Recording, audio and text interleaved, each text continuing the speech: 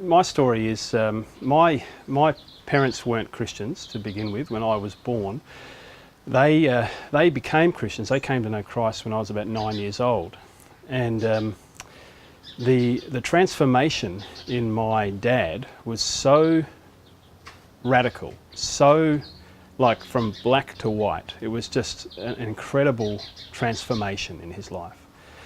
And that really affected me. I saw that it was real. He used to be an absolutely compulsive gambler. And when I say compulsive, we went bankrupt twice because of his gambling. He was a casino gambler. And he did it for the adrenaline rush. And that was his God. That was his life. And it was ruining our lives. When he got converted to Christ, his life totally changed. The desire for the gambling left immediately. Before that he couldn't stop it. So I saw this change in my father. I saw new life in him. I saw joy. I saw purpose and meaning in life where before there was futility. And so I knew from 9 years of age on, that I just had a knowledge that God was very real. I went to a camp as a 9-year-old, to a Christian kids camp. And it was there at that kids camp that I first heard the gospel message, the message that Jesus died for me, for my sin, to save me, to make me right with God. And he rose again from the dead, physically. And I just remember coming away from that kids meeting, but I remember even as a 9-year-old, having this inner knowledge, this inner reality that this is the truth. This is what life is all about. This is the central message, and this is why we're here. And that never left me. As I went on through my teenage years, that truth was lodged in my mind and heart, rock solid. I always knew God was real, that the message of Jesus was the truth. But as a teenager, as you know, you would know, teenagers like to be respected by their peers. Peer pressure was very, very strong in my life, and my peers didn't have any time for God, and basically, so I sort of followed them because I wanted to be popular. So basically lived the party life, you name it, you know what I mean, and just a whole raft of sinful sort of things that I was doing behind my parents' back, and causing them a lot of grief. And I wasn't happy. At the age of 17, I had a girlfriend who I was sleeping with, and very much kind of person I am, I sort of throw my whole heart into things, so I was very much in love with her, wanted to, marry her one day and have kids and so on. Anyway, she ended up dumping me. That's a whole story, but another whole story, and going off with my mate. I was absolutely heartbroken.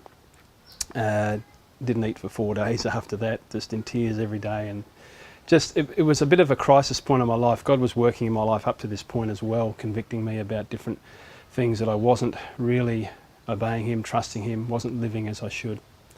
I came to a crisis point at 17 years of age where I just, and my dad had a big part to play in this too, just continuing to love me and share the gospel of Christ with me. And I had a breakdown at 17 and just poured my heart out to God and just surrendered my life. I said, Lord, you are real, you are my Lord and my God, and I surrender to you. I trust you wholeheartedly. And at that instant, I remember getting off my knees, tears streaming down my face, and instant relief and instant joy, instant peace, even though I was, still hurting, traumatised. Just this sense of joy and relief was overwhelming. And I got up and I had something to eat, and I was human again. But it was then, I grew as a Christian, but as I got into my young adult years, from about the age of 20 onwards, I really had a huge battle, and I've shared this with a few people, not with many, but for over 10 years, till over the age of 30, I really battled against intellectual doubts about Christianity, about the existence of God. You know, I was thinking to myself, I was second guessing, thinking, have I just put my faith in a fairy tale?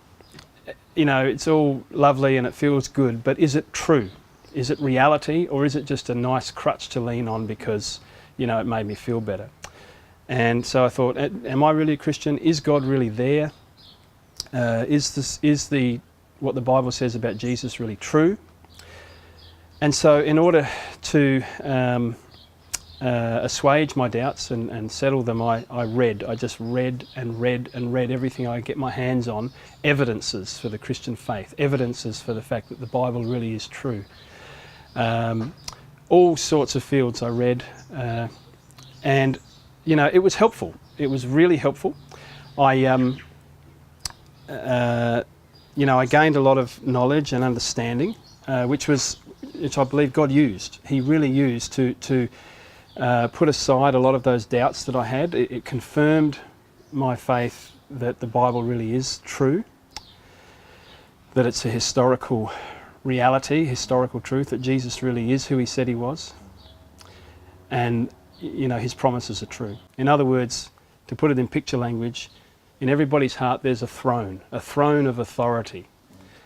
On that throne in my heart, where God, I believe, was, yet after I had children, I got 3 children, after I had children, I started to push God off that throne in my heart and put my children on that throne. And they, even because I love them so much, and they became my idols. They took the place of God as first place in my life. Which is a contradiction, really, because it's only when God is first place in our lives that we can really love our children and everybody else as we should love them. Anyway, my children became my idol. And I wrestled with God over that for many months in my 30s. And it wasn't until I said, Lord, my children belong to you. You've given them to me to look after, but you are my first love. You are my priority.